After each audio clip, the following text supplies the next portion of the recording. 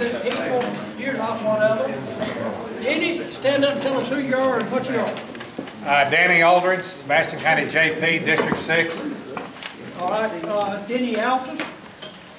State Rep. That's short, that's real quick. Bobby? I'm Bobby Altus. I'm running for State Representative, District 76. 76? Yes, sir. Okay, sir, thank you. No candidates on that row? Charlie?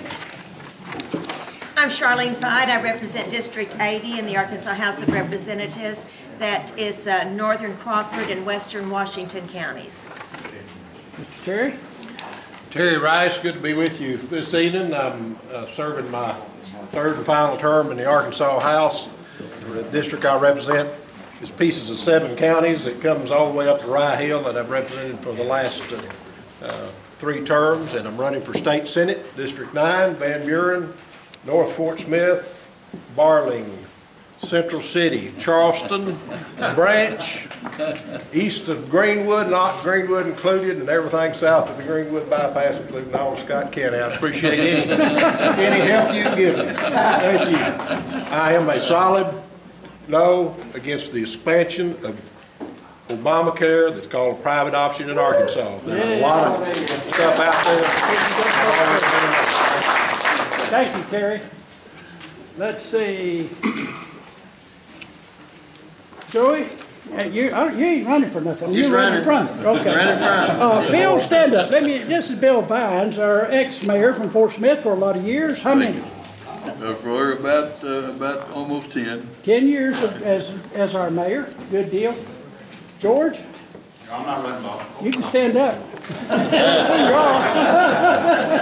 George Casavas, I'm city director, Ward 4, and I'm a Republican and I'm conservative. Thank you. He is conservative. Steve, go ahead and stand up and tell us who you are. Well, you know, I'm not from Sebastian County. Well, that don't matter. But I'm Keith Green, and I'll be a candidate for mayor in Alma this fall. No, right. Big city. Is there a candidate somewhere or an elected official? Yeah. Paul Foley, running for re-election for constable here in Fort Smith. Good deal. Thank you. Yeah, I see her. Lenore Coomer, Circuit Clerk, Sebastian County, running for my 2nd term, Republican. I'd appreciate your consideration and vote. She is a good clerk. Yeah. Lee Zerker, candidate for Circuit Judge, Juvenile Division in Sebastian County. You going to take care of these kids for us over here? Yes, sir. Judge, there. Here comes the judge. There she is. I'm supposed to introduce Asa. I think most everybody here knows Asa. The last time I saw Asa, up until tonight, we was in Benton, Arkansas, at the Walton Museum. Now, if y'all want to see what $1 billion will do for a mountain in a creek, you all need to go see the Walton Museum. It's a beautiful place, and they've really got some nice exhibits there. But anyway. Speak up, Frank. Speak up. Oh, you mean y'all can't hear me? No. Good. Okay. I believe that Asa will be the next governor of Arkansas.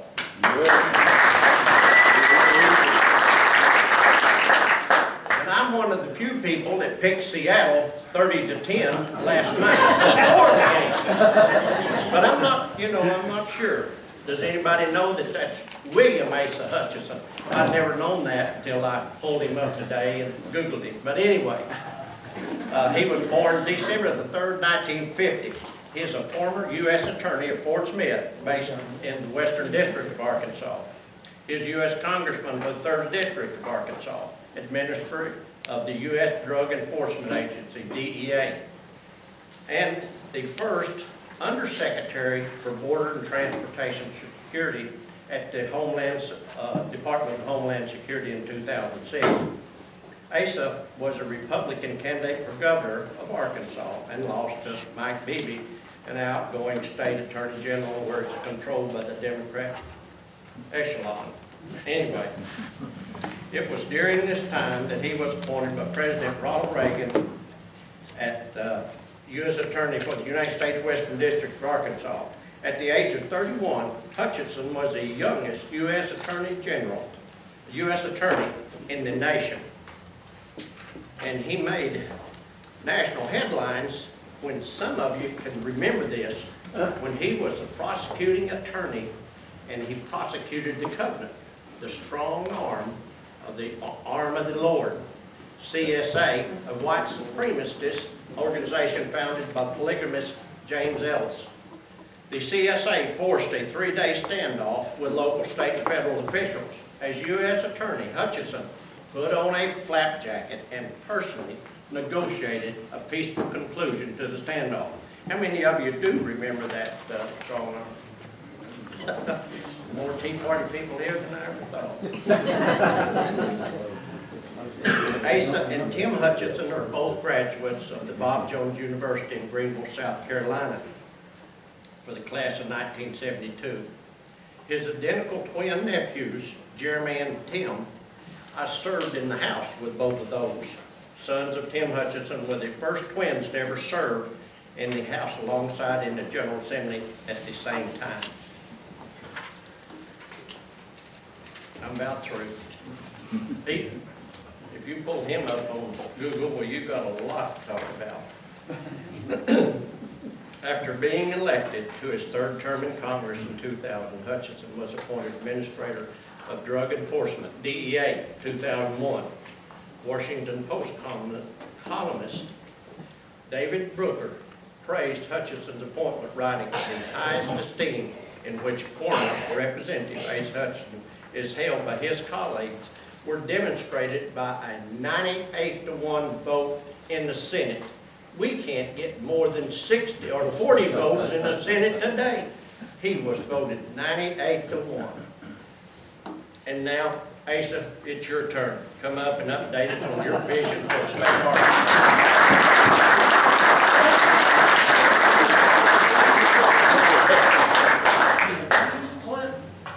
I thought that was the crowding club. Well, thanks, Frank. Usually in an introduction they tell you something about who's you're introducing, but Frank told us something about himself that we did not know, and that is he has a cultured side.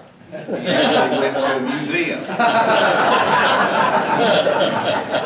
that's a pretty big confession that we just heard tonight. Thank you very much, Frank. I appreciate it. Bob, thank you for your leadership here. And I am so delighted to be in Fort Smith. If you go right down the street a few blocks to Adelaide, you turn left, you'll see where I lived for 19 years. Raised 4 of my kids here. All of them graduated from Northside High School. And Jack Swink, and blame it all on him, he sold me my house there on Adelaide. But this is our home. I love being here. I miss it. Susan is not with me tonight. We're actually worried a little bit about the roads. I wasn't sure whether I was going to Little Rock or back up over the mountain later. But all of us have such a fondness for the River Valley and love for this. And again, this is our home. I appreciate the Tea Party. We had a little discussion beforehand, but I've always viewed the Tea Party as such an essential element of conservative politics in our country, but also a driving force in electoral politics and really moving our country in the right direction. Now, that doesn't mean I agree with you on everything. I know you're not going to agree with me on everything. And I'd like to think that I will get all of your votes, but I might not. But I'm here because I value you. I think the Tea Party stands for some very important things that I agree with. One of them is that you believe in lower taxes. And when I had the privilege of being elected to the United States Congress representing this area from Fort Smith, I went up there and we had a $200 billion deficit. And people said, it's just going to be deficits as long as the eye can see, and we can't turn that back. And guess what we said? Well, let's lower taxes. And of course they went crazy at that, bonkers at that time. That's right. And we said, well, John Kennedy believed in that principle. Ronald Reagan believed in that principle, that if you put more money in the private sector's hands where they can make decisions on their own investments, then the economy is turned loose. And that's exactly what happened. So we lowered taxes for the first time in 16 years, and we balanced the budget ahead of time. I left Congress in 2001, and sadly to say, that is the last time we've had a balanced budget in our country. And so I was proud of that service, and I identify with you, Tax Enough. And fundamentally, we believe in lower taxes to the extent we can, and it proved very beneficial to our national economy at that time. The other thing that I see in the Tea Party is a fundamental belief in the Constitution. Neil reminded me today's Constitution Day. We're to celebrate our Constitution. And any time you stand there and say, let's be more obedient to the Constitution, have more allegiance to the Constitution, then I'm right there with you as well.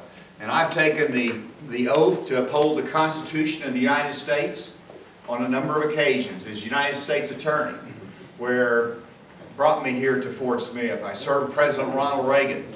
I took that same oath of office as I went in as a member of Congress. And one of the things that I liked that we did was a very simple thing, that everybody was passing a law or introducing legislation, and it was getting out of hand. And so we put in a simple rule that said if you're going to introduce legislation, you have to put in the legislation the basis of the federal Constitution that gives the federal government authority to legislate in that arena. Because every other area and power is reserved to what? The states. And so that's putting the Constitution to work. And I believe in that. And so hats off to you. You believe in engagement, lower taxes, and the Constitution, and that's what we have in common. Now, I come from a blue-collar background. Frank introduced me that you know, I've been blessed to have some public offices, and maybe that's my persona, and maybe that's how I'm identified. But I've actually spent more time in the private sector than I have in the public sector. I started Bentonville's first FM radio station.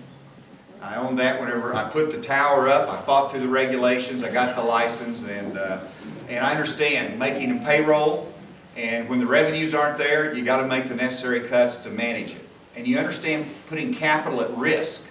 And so understanding the private sector is important to me. And then, of course, I've practiced law that you know about, but since I left government service, I've been blessed to have small businesses. I've actually been on the board of some larger businesses that are still small businesses, but large to me.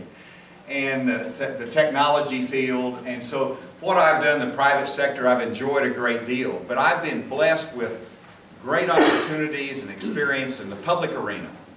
But my private sector is what drives me to run for governor, and what I am passionate about. What I am passionate about is job growth and economic opportunity for this generation and the next here in the state of Arkansas. That is my passion. Now, I look at Arkansas and how it compares with the other states. Texas and all of our surrounding states over the last decade have grown at a faster rate of GDP.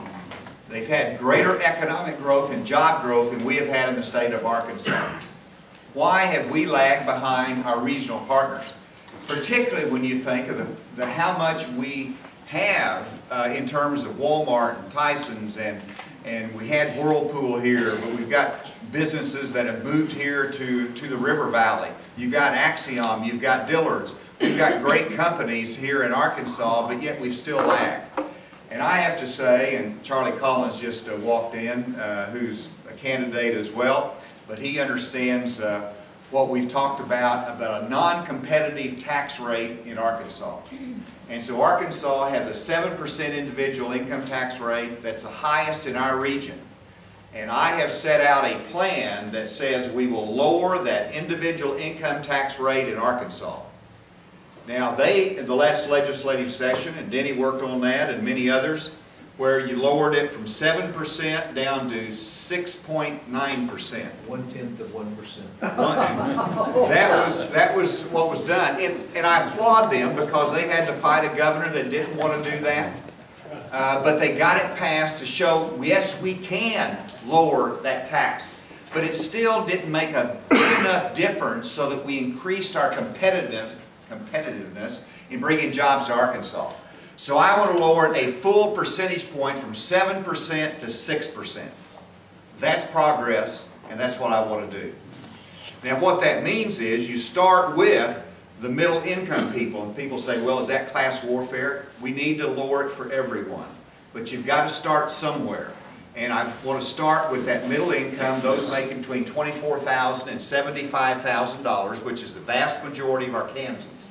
When we show that we can do that, and whenever we grow our economy, then let's look at lowering it for the higher income levels as well. But you've got to start, and we want to lower the income tax in Arkansas.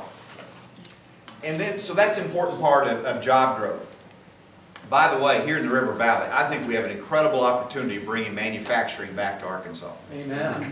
Crazy, amazing opportunity. You've got the right leadership here. You've got a skilled workforce that's trained in manufacturing. You've got the facilities, you've got the land, you've got the river, you've got every ingredient to be appealing to manufacturing. But we got to have Ace of the Governor. There you go.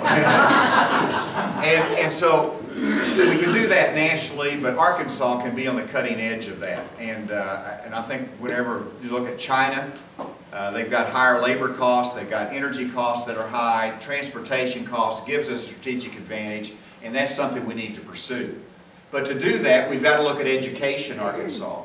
And I'm fully committed to training our students in Arkansas for college education, but I'm also recognize the fact that not everyone will want to go to college, and we need to make sure that there is a job skill opportunity for them and a future for them. Skills. And that can be in carpentry, it can be in welding, and a whole host of other jobs that are needed in the manufacturing arena. But at the same time, I want to look at the technology jobs. And one simple change that we can make, now it takes a law change, one simple change that we can make is to enhance computer science education in our high schools by giving core graduation credit for that subject. Right now, if you take a computer science class, one is probably not offered in your school. There's only 10 high schools out of 353 in Arkansas that offer computer science. Nationally, only 1 out of 10 high schools teach computer science. One of the reasons is they don't give graduation credit for it. It's treated like a shop class. So we changed the law and says we're going to give a math or a science core credit toward graduation if you take a computer science class. So that's one law change. No cost to that.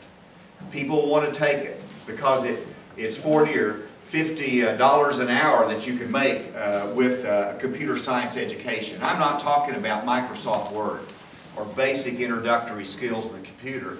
I'm speaking of learning the language of the computer code. Yeah. And to be able to write computer code and program, that's the job skill of the future. I told this to one audience, and someone came up and said, well, they actually teach it in Dardanelle High School. And someone else came up and said, well, yeah, they teach it, and one high school student learned how to computer program, and they're building websites. They charged me $3,000 for mine. Guess what? It's a job skill, but you're creating entrepreneurs. And whether you're in Barling or whether you're in Forest City, if you've got an idea and that skill capability and access to high-speed internet, guess what? You can run the world from Arkansas. And so we're not lagging behind the nation on this. We have a great opportunity to be a leader in technology, and that's one of the things that I want to focus on in education. Finally, let me mention efficiency in government. I went last week to meet with the Department of Finance and Administration, the state of Arkansas. And I asked them, Paul, you will like this as being a good budget man, what do you do about zero-based budgeting and performance-based budgeting? And they looked at me and they said, well, you know, the legislature passed that a few years back, but it pretty well went by the wayside. And I said, well, how do you do it? And they said, well, the agency gives us our budget and then we just add a little bit to it. Well, let me tell you, if I'm governor of Arkansas, we're going to have zero-based budgeting. We're going to have performance-based budgeting. It's going to start in the executive branch, and we're going to be able to save the taxpayers money. I think that's the right thing to do for government. And so those are some of the things that I'm passionate about, that I'm going to be running on in this campaign. But let me stop for a second, because this campaign is about who's going to be the leader of our team in Arkansas.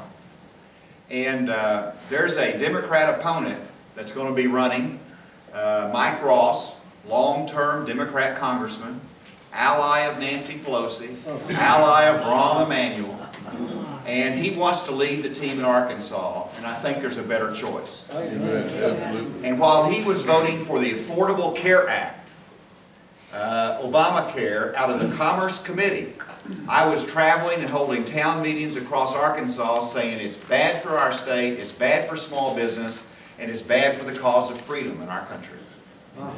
That's the difference.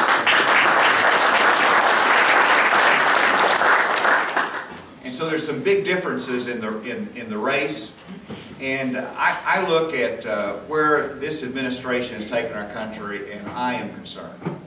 I heard the State of the Union address. Did you all listen to it? I listened to the State of the Union address. And as someone who's taken the oath of office to support the Constitution of the United States, it troubles me when you have the leader of the executive branch, our president, says, I will bypass Congress every chance I get. Yeah. And then he tells his administration, don't worry about enforcing the law if we don't like the law. Yeah.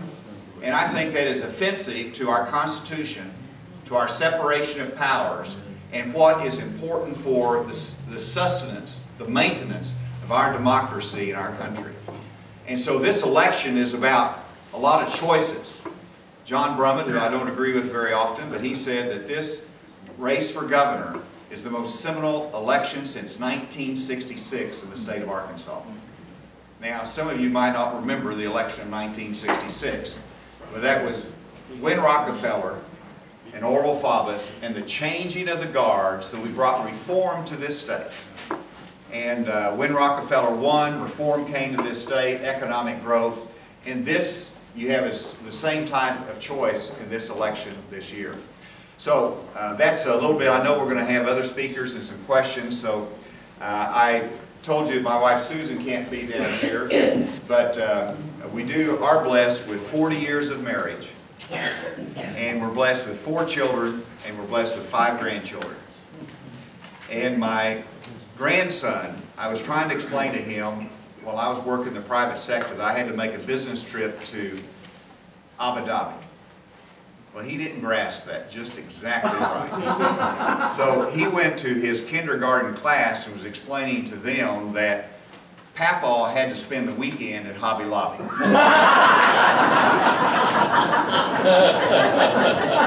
They're some of my best campaigners. You'll be seeing them around the state this year.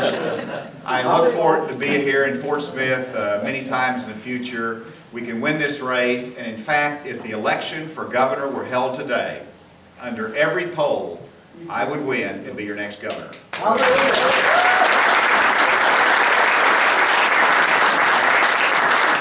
if you talk to your neighbors, tell them I'm from here, tell them I've got an idea for our future, that I'm a conservative, and that we're ahead, and we're going to win. Thank you all very much. First question, you can get 1 or 2 left. Asa, in '09, the state of Arkansas borrowed $140+ million from the feds to subsidize our Medicaid in Arkansas. We didn't have enough of the 10% to pay. Now, this has gone on for 5 more years, and I know the revenue has not increased on the state. Therefore, you know, we're looking at 3 years that the feds will take care of this Obamacare. Well, we couldn't afford it in '09. What is your outlook for, you know, in 15 or 18? Or do you feel that we can stop and drop out of Obamacare, this private option that the legislature? Well, I share your concern, Frank, and you're exactly right with that history that We have had a shortfall in Medicaid, and that's what started this current budget cycle, is that we went this last legislative session, I think, with $100 million in the hole, and they're trying to plug and where it's going to come from. And the governor said, well, we can save money by shifting some of our traditional Medicaid over to the private option, and that gives us an immediate savings of maybe $89 million is what they're saying the budget shortfall is now. And that's, there's some truth to it, but the problem is, as a candidate for governor, I've got to look down the road 3 years. Right. Whenever the state of Arkansas has to pick up 10% of that cost. And so the legislature, they're struggling with it. If I could explain it this way, because I thought about it coming here. There are about 4 major parts to Obamacare whenever it was passed. The Affordable Care Act. One, there was the individual mandate that everybody had to buy insurance. Yep. Secondly, there's the employer mandate that all the employers over 50 had to offer insurance. And then there were the exchanges where those could go on the exchanges and have their insurance subsidized, have a tax credit for it. And that's for those that are making 138 to 400% of the level of poverty. And then for the lower income people, he said, we'll just expand Medicaid. Yeah. All right, so you had 4 parts to it, right? Right. The Supreme Court, to my great disappointment, and with John Roberts' vote, upheld 3 parts of that and struck down 1. And so they upheld the employer mandate, the individual mandate, and they upheld that the federal government will subsidize the insurance for people that are middle income level.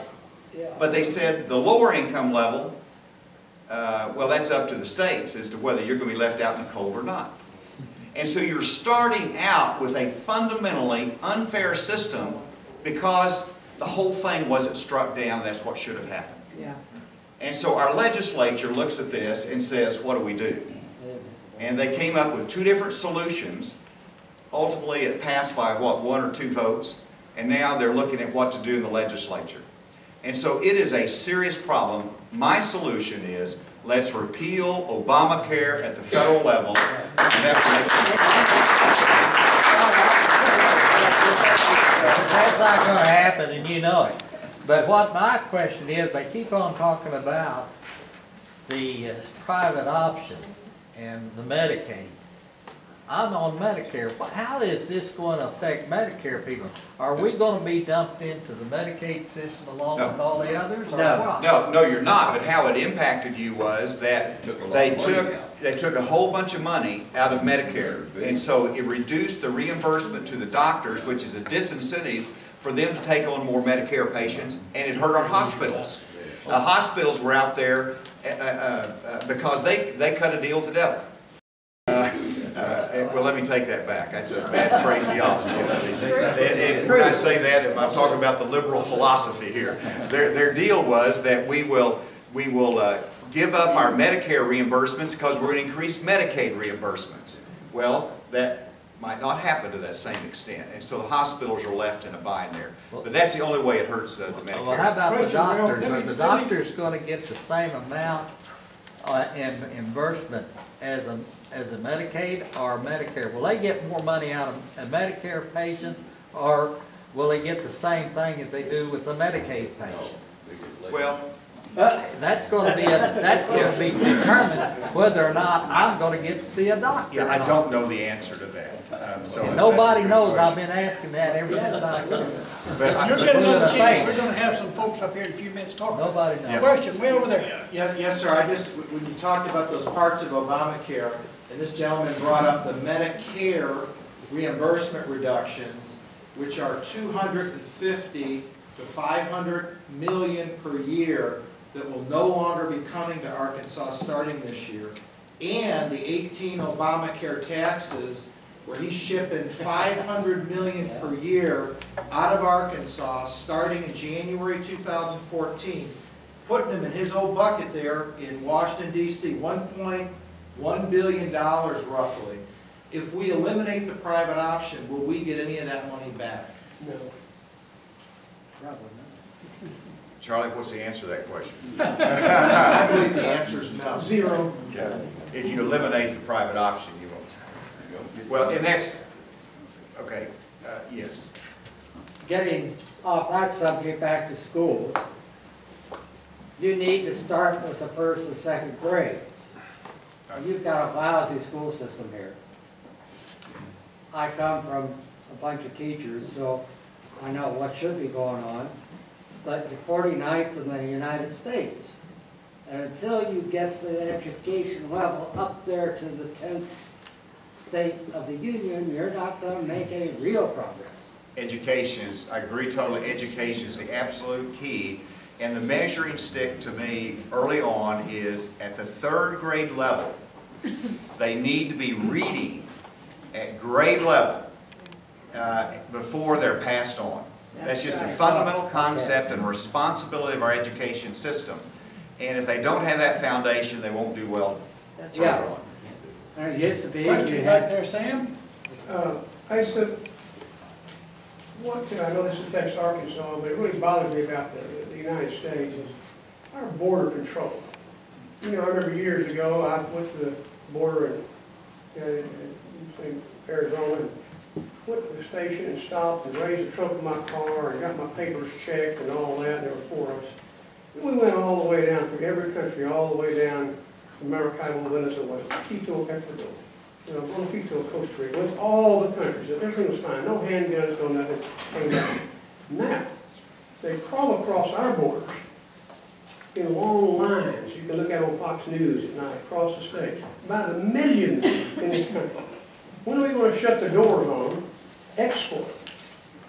You've got hard-working ones here that came in, got their papers, studied, got naturalized, sworn in, now they vote, stay here.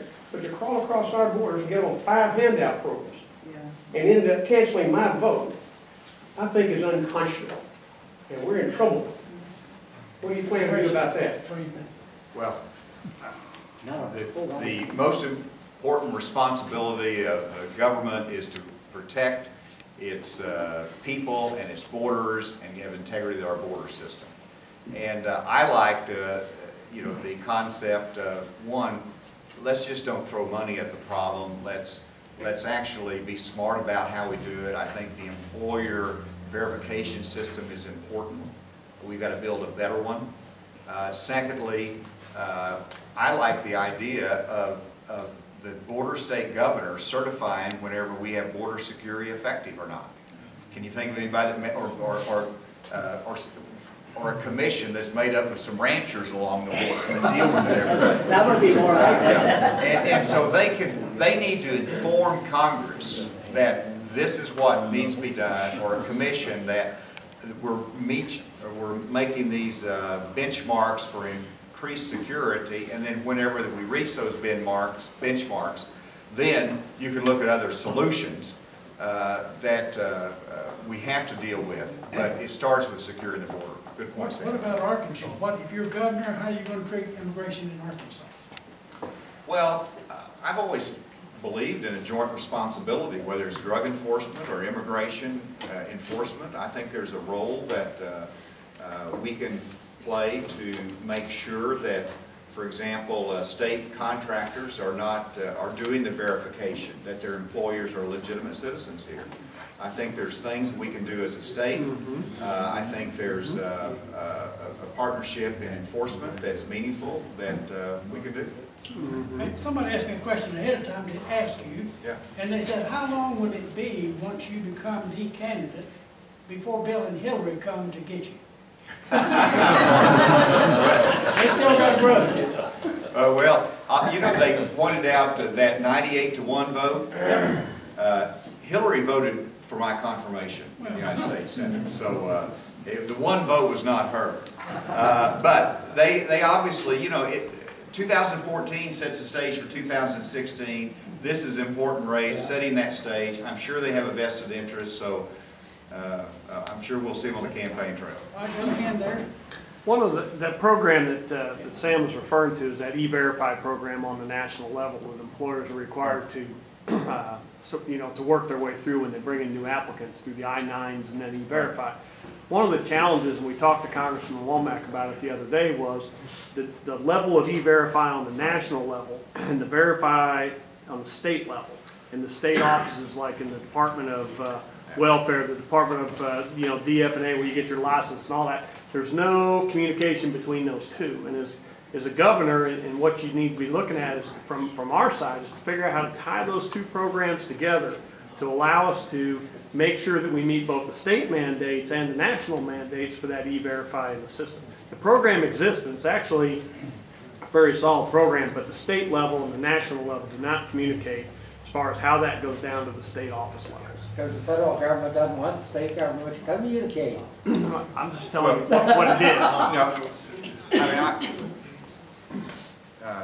yes, there's a role for the state to play in documentation on status, legitimacy of driver's license. I mean, there's a role to play there.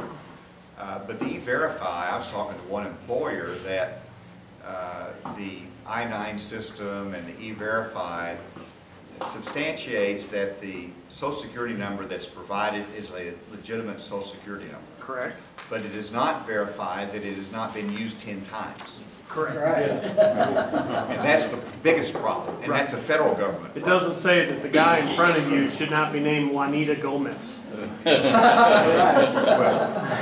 So anyway, I think that you've got to, the federal government has to build a better system of E-Verify that works and not only shows it's a legitimate Social Security number, but that it hasn't been used multiple times. But we've got to get that tied to the state level as well. I agree.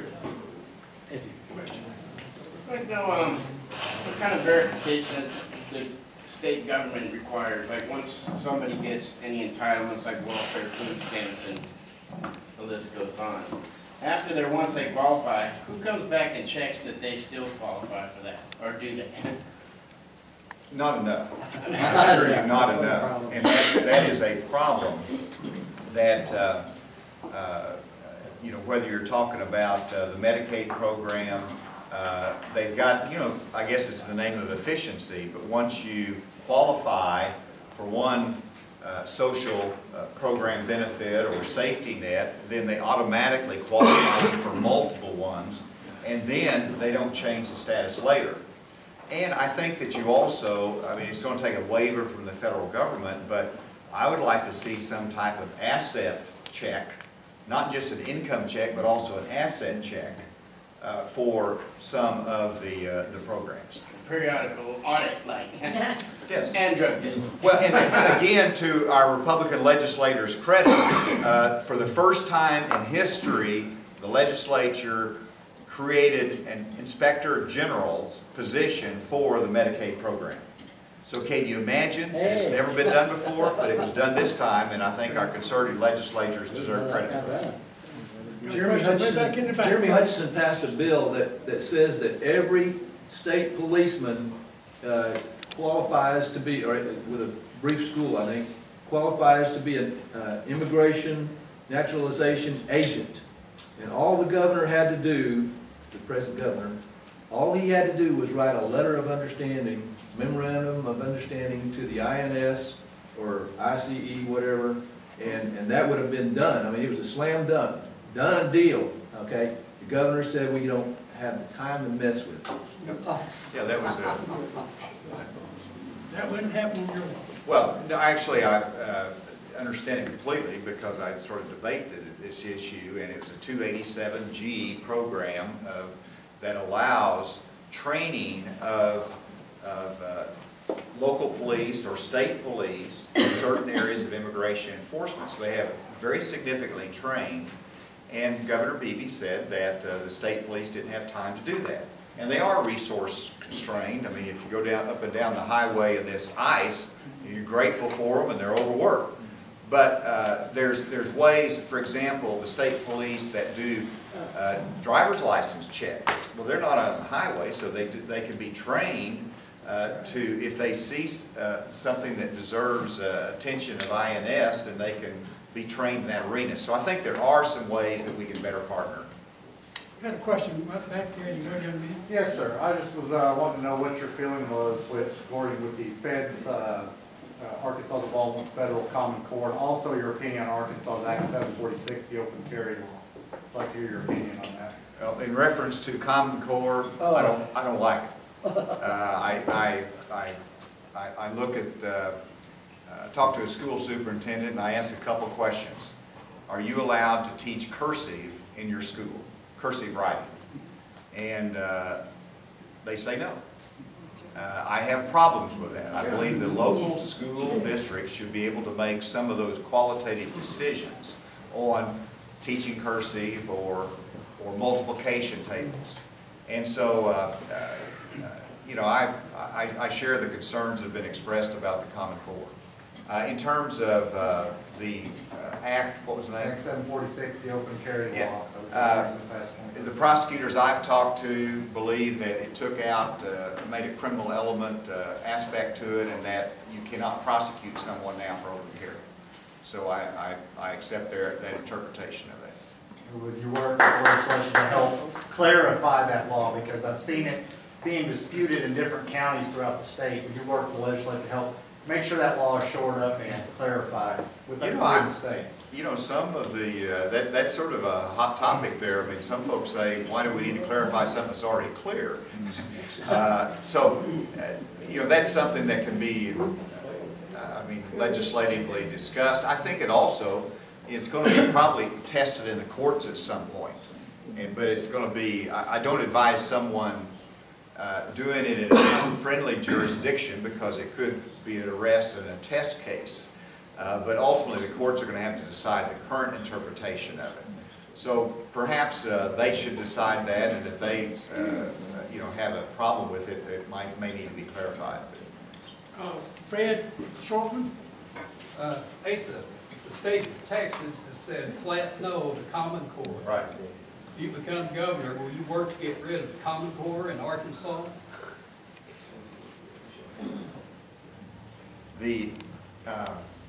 I'm aware that Texas, they just rejected it and said that's a bad idea for our state and turned down the money.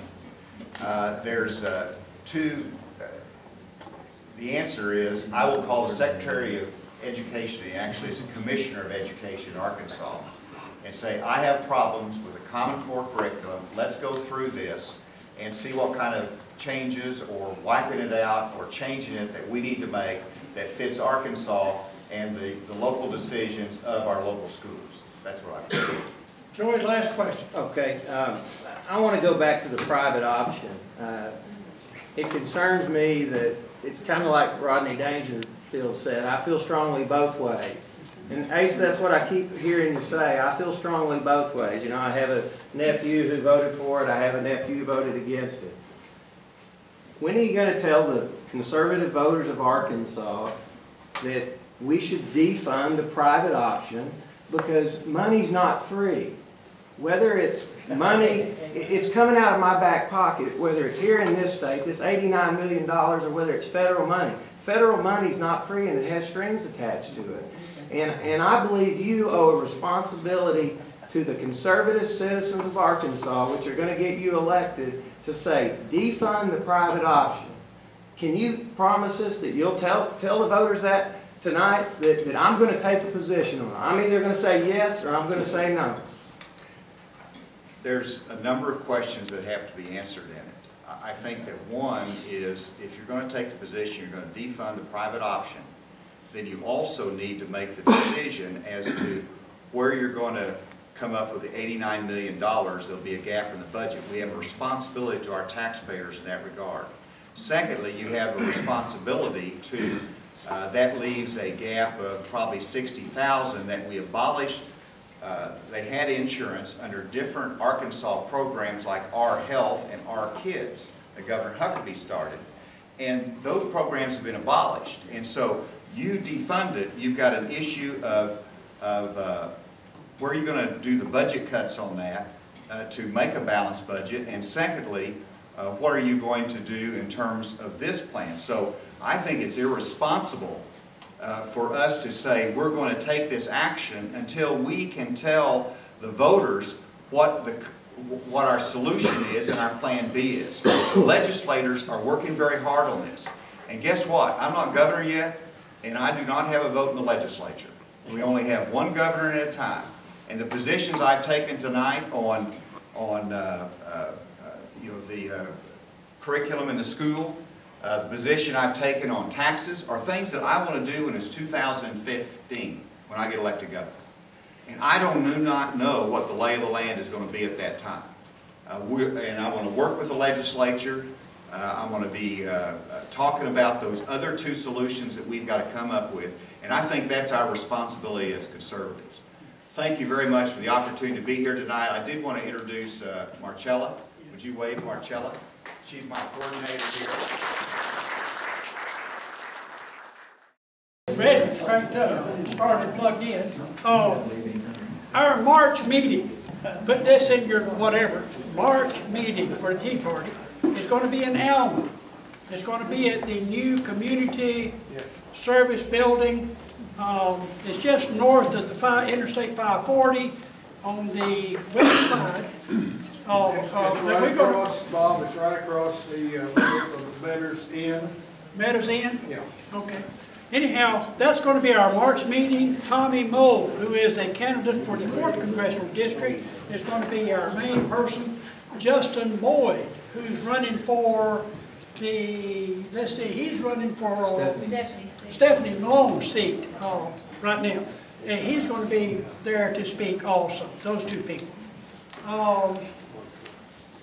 I think, no, I didn't get you. Go ahead and stand up and tell us who you are. Thank you very much. My name is Charlie Collins, and I'm a state representative on the east side of Fayetteville, and I'm running for lieutenant governor. I've got little green cards that are out on the table there, and you can pick one up or give me a call. I'll make sure everyone's got my cell phone number, and I'd love to talk with you. Thank you very much. Charlie Collins from Fayetteville.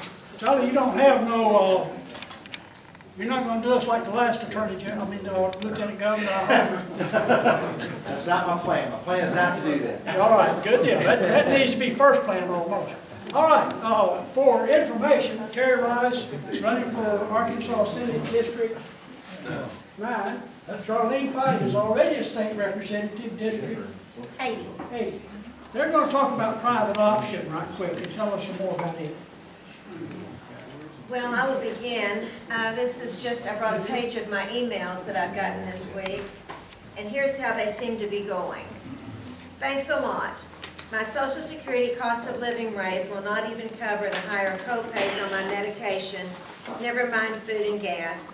One prescription picked up today was $26 for a generic that cost $6 a month ago. That's a $400 increase for just one medication. Thanks a lot. Goes on like that with lots of other people making similar comments. I had one person who lives in my district contacted me this week and said, you are unfair.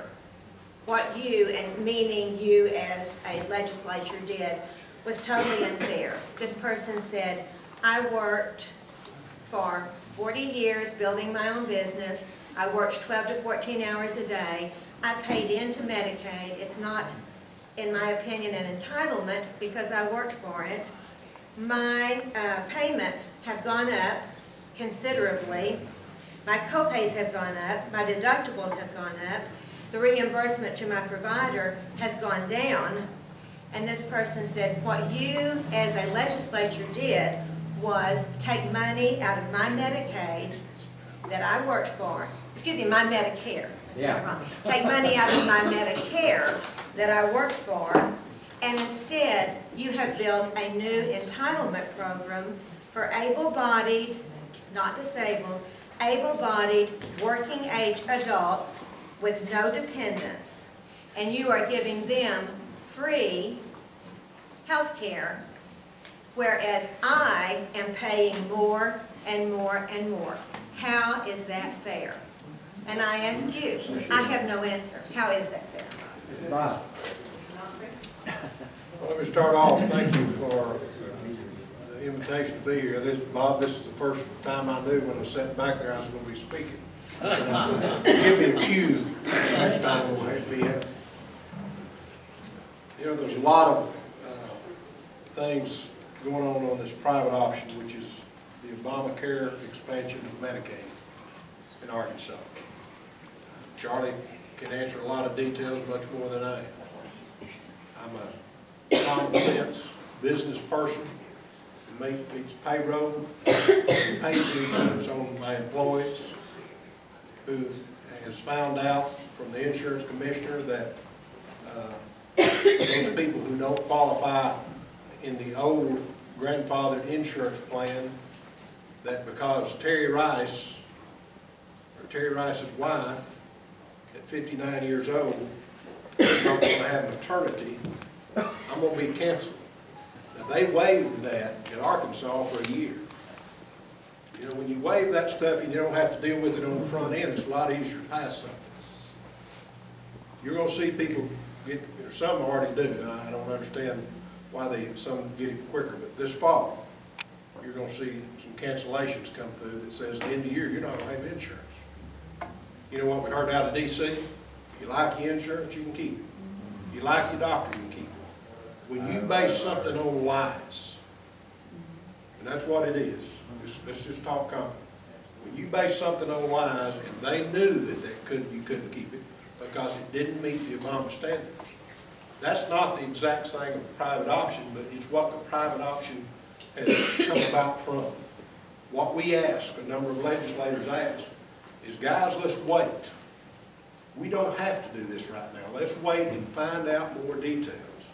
Let's slow this thing down and see what some other states are doing. But Arkansas was put out there as a showcase of what can be done. And that's talked about a lot. You hear other states are looking at Arkansas. Well, let me tell you, after 36 months of that free federal money, 3 years, 36 months goes by pretty quick. I think most of us in here realize that more every day. When that's gone, the state's going to start picking up their share. And this 10% is going to be pretty hefty.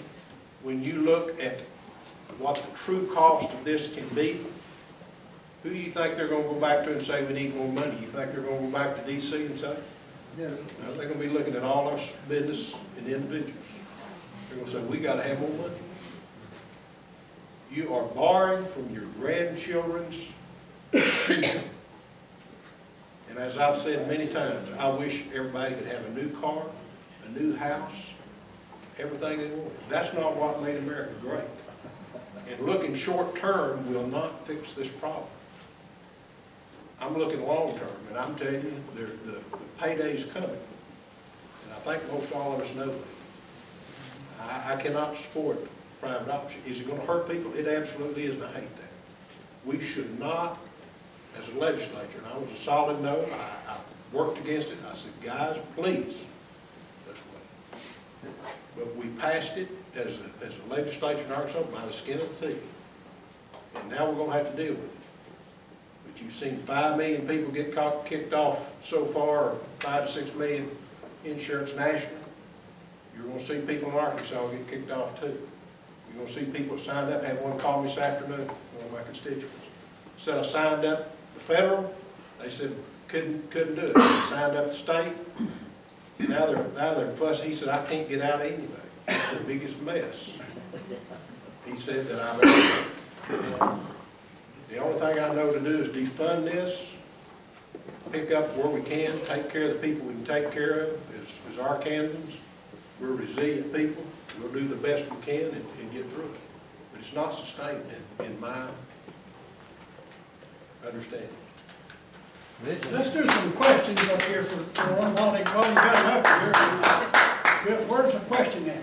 I got one. If you accept the private option, does this mean that Arkansas is accepting Obamacare for Arkansas? I mean, what does that mean? That you can't trust Obamacare because they're going to call everything different. Do they even have the approval for private option from the health from Kathleen Sebelius? Has she approved it? And how do you know she's not going to change her mind tomorrow? That's the reason I said let's wait.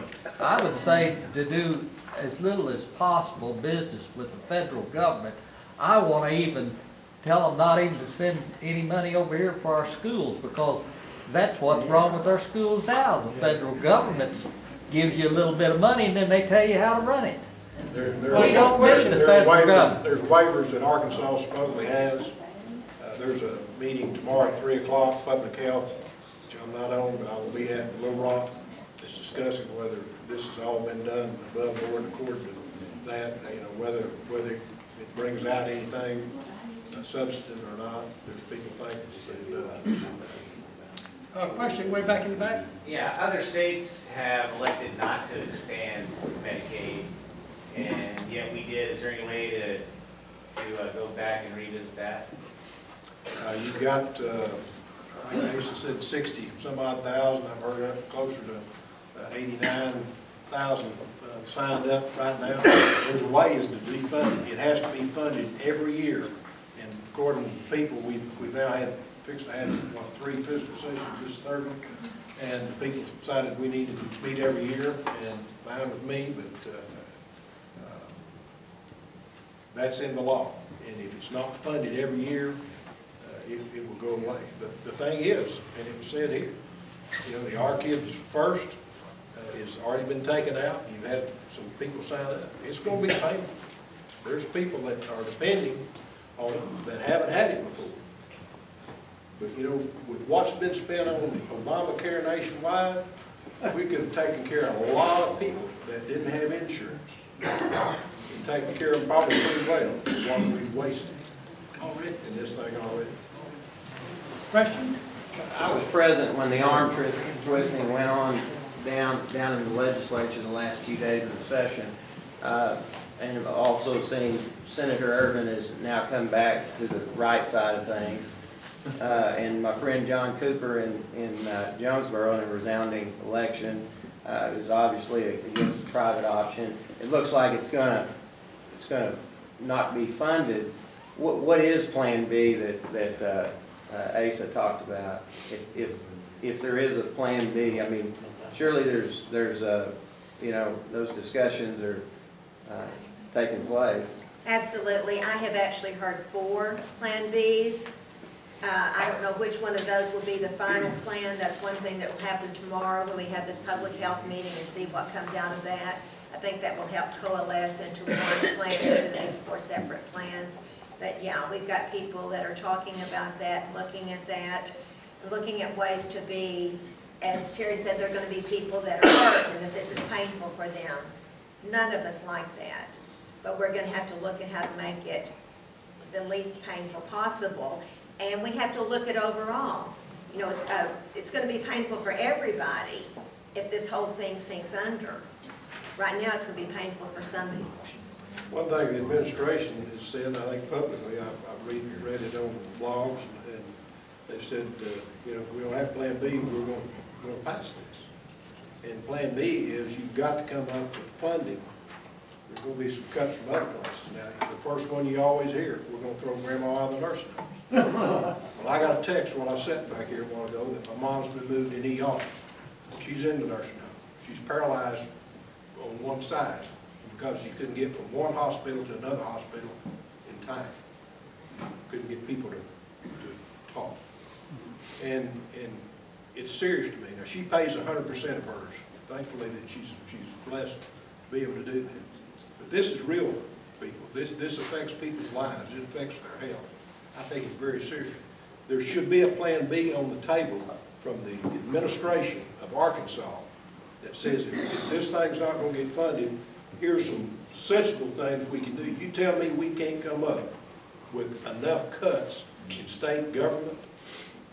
I see them. I get nauseated in committee at the millions and millions of dollars, Denny knows what I'm talking about, that we're spending as a state of Arkansas. Can you say it's needed? Yeah, probably is. Is it inflated a little bit? I say yes, it is. We can cut state government if they'll do it right and not hurt the people of Arkansas excessively. Well, some of the cut is actually in the rate of increase, because we had a roughly 10% increase in overall budget this year. So when the governor keeps talking about all the horrible things that are going to happen, some of that is cutting the increase, not cutting the actual budget as it stands right now. I thought that was I thought the Democrats had the monopoly on that type of deal, that when you cut the increase, you can make the spending. Is that about the way they say it or something like that? I see another question. Charlie, we'll let you go first. Thank you, sir. I just was curious, I'm very, very concerned that when we have to pay our 10% share in the private option, 10% of 900 million is 90 million, let's just round it up to 100 million. So when that goes into effect in 2020, we're going to come up with 100 million a year. But if we get out of the private option, Obama's going to add 50,000 extra people to traditional Medicaid instead of privatized Medicaid. So our 30% share of that is 110 million, starting right now on top of the 89 million. And I'm just curious as to how you feel about that.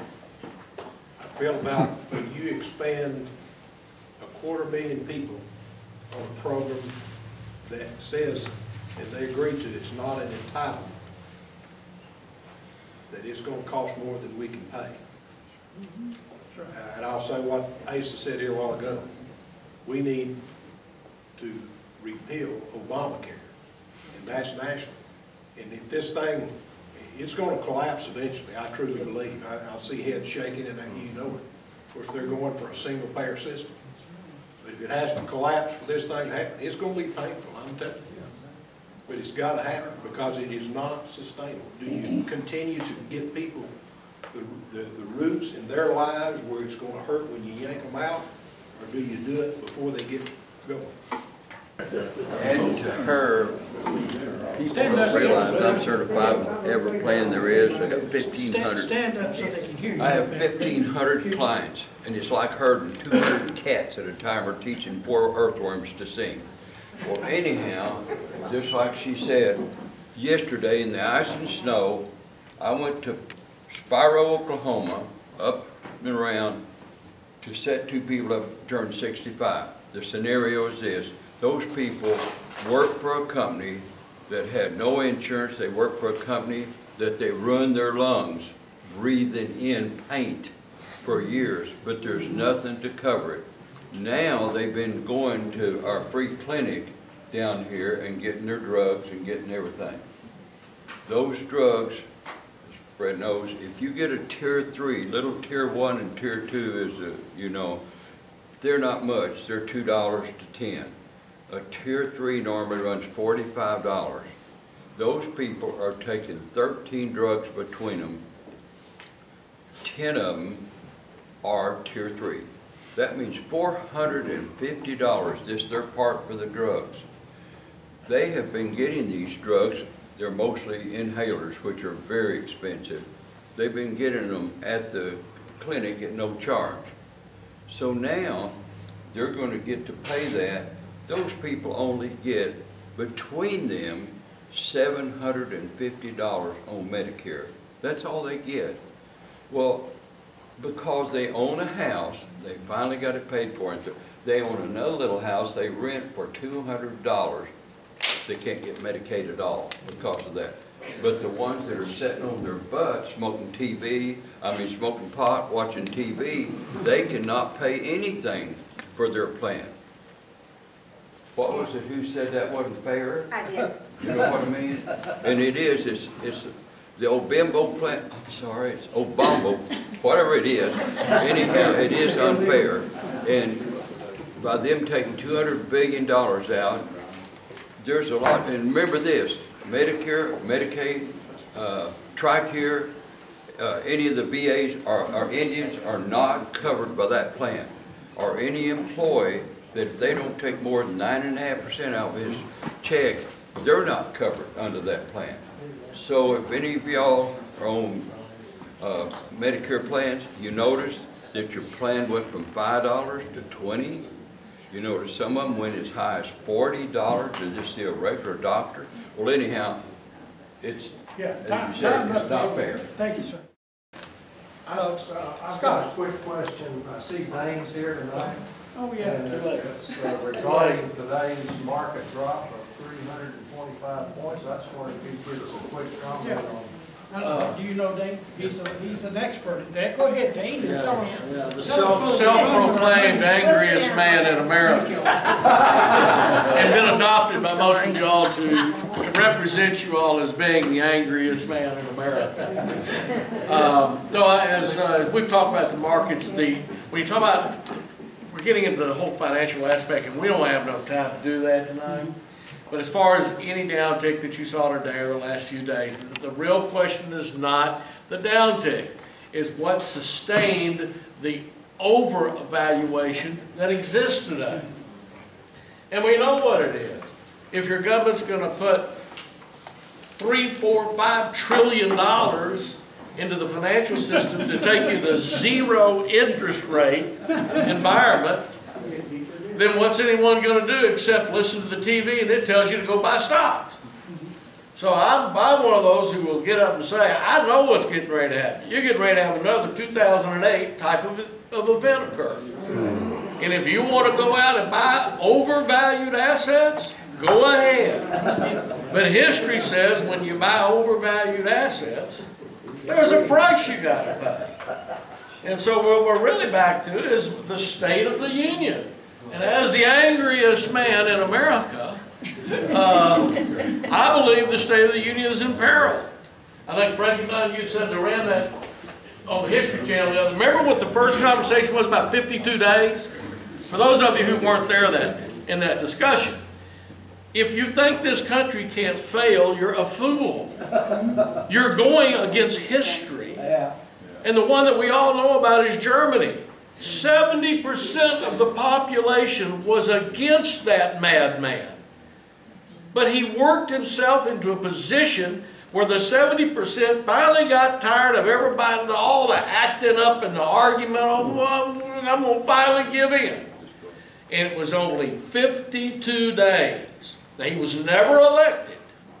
He was appointed vice chancellor because they thought if they could bring him into the mainstream, he'd get it.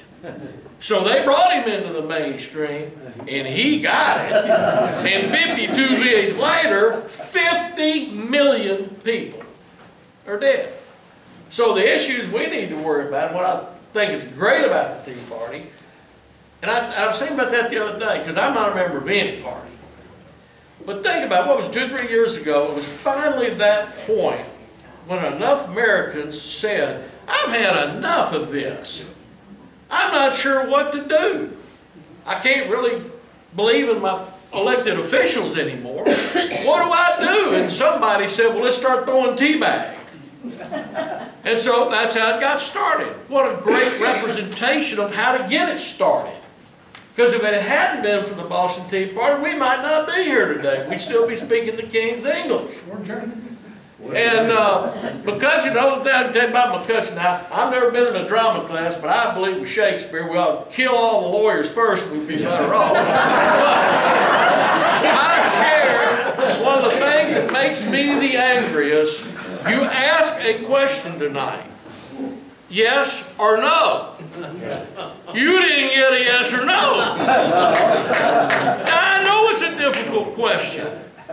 And there's a lot of strings attached to all the questions. But I'm disappointed we don't get a yes or no. For those of you who didn't see Paul Ryan on Stephanopoulos' show, did anybody see it this weekend? No. Well, Paul Ryan he starts lashing into Obama. I was thinking, all right, about time a damn Republican, come on, boy. And it's a lawless administration. We have a lawless president, and they're doing lawless things. And Stephanopoulos says, well, isn't that impeachable? And guess what he said? And it wasn't yes. I didn't say that. Oh, I didn't say that. I didn't mean to say that. Well, I was sitting there thinking, well, what in the hell did you mean to say? You said it was lawless. You said it was unconstitutional. He said it 4 times. And Stephanopoulos says, well, isn't that impeachable? Well, I didn't mean, that's not what I'm saying.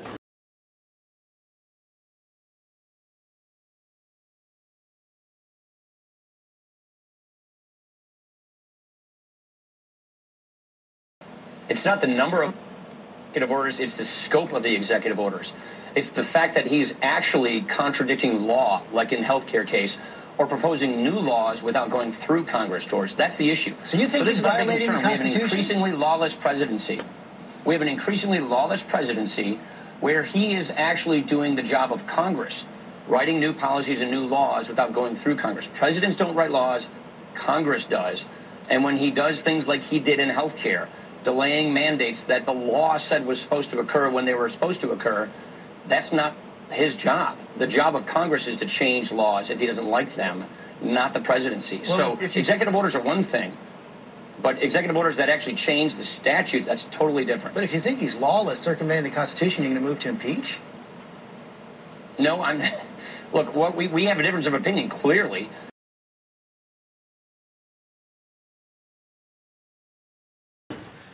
Well, I don't know what he was saying then. Maybe I missed it. But having said all that, Tom Cotton last week, I asked him the question, aren't you getting tired of getting poked in the chest? And why are we allowing the Democrats to always define the issue and what we will call the issue? And the primary one that we know is going to be big, and I wish Asa was here because I'd like to get Asa back up here for an encore. Income inequality. Now, Tom's first response to that was, hey, you know what, we like that issue. Because under Obama, income inequality has gotten worse. And I said to myself, Seth, you reckon the Democrats didn't know that stat was out there? Do you really believe they would come with a major issue and they didn't know that stat was out there like that? They knew what that stat is, but they know they got the media behind them. If the media is not going to come forth and say anything, then the first Republican gets up and says something about, yeah, it's gotten worse. He's going to say, only because you son of a bitches won't work with me. Bush caused it, and Congress won't work with me. It'd be fixed if y'all would do that. And what happens? All of a sudden, here come the Republicans. I say, first thing that hit my mind was income inequality. Well, that implies that your objective must be that everyone have equal income. Well, so if I'm a Republican, I'm going to say, wait a minute. America, I've never seen a more clear case of the socialist sons of bitches trying to take over this country. They want everyone's income to be equal. So, Mr. Democrat, my question is who's going to decide what's equal? Yeah. Let me do a little thing here. I'm going to ask you to... I've been thrown out of worse places. Couple minutes, all right. So I'll try not to sound like an auctioneer. My name is Leslie Rutledge, candidate for Attorney General. You all have in front of you my bio, which tells a lot about my history. In a nutshell, I'm a 7th generation Arkansan. My dad actually is a 1960 graduate of Fort Smith High. Channing, who's here with me tonight, is a much later graduate of Fort Smith Southside. And the Rutledges, even though we showed up with the state, we've also been Republican just about as long. And Arkansas has come a long way in electing Republicans, but we've never elected a Republican Attorney General. And so I want everyone in this room to know that I am pro-life, gun-carrying female with the opportunity to make history.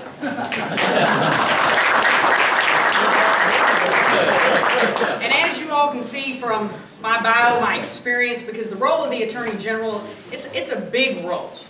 And my experience working for Governor Huckabee as his counsel, working with all these state agencies, being a prosecutor, putting the bad guys in the pen, knowing how to work with local law enforcement, working in Washington, D.C. as counsel at the Republican National Committee when we fired Nancy Pelosi as Speaker of the House. That normally gets an applause. All of those experiences, I believe, have prepared me to be the Attorney General that Arkansas needs right now. We don't need an Attorney General to sit on the sidelines like what we've had. We need an Attorney General to be on the front lines.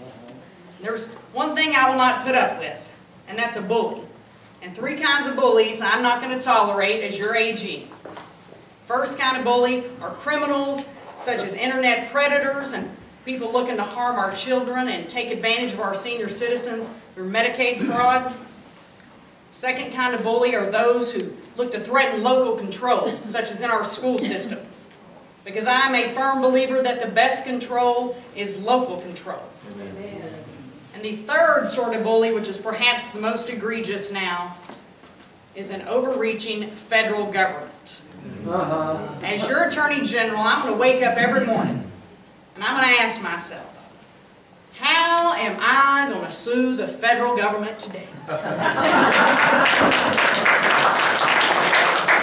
whether it's the lawsuit against Obamacare when Arkansas sat out, or the amicus briefs being filed in the religious freedom case of Hobby Lobby, it is time for Arkansas to have an Attorney General at the front.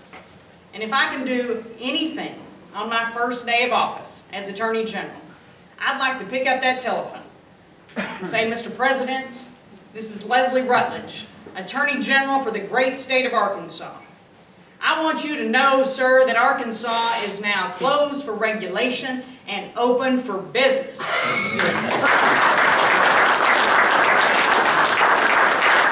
Friends in Fort Smith, I need your help. I realize this is a Tea Party group and not a Republican, but yes, I am a conservative Republican, and I need your help. Arkansas needs to have a conservative Republican with the right experience as Attorney General. And though I've been driving for 21 years, Bob, Jack Roush is not going to let me drive on Sundays in those Sprint Cup series. And we need an Attorney General with the right experience. And I'm the only candidate in this race that's been a prosecutor, that's worked with all state agencies, and that has been inside the belly of the beast of Washington, D.C. and knows how to fight back against this overreaching federal government. So thank you all very much. Bob, thank you.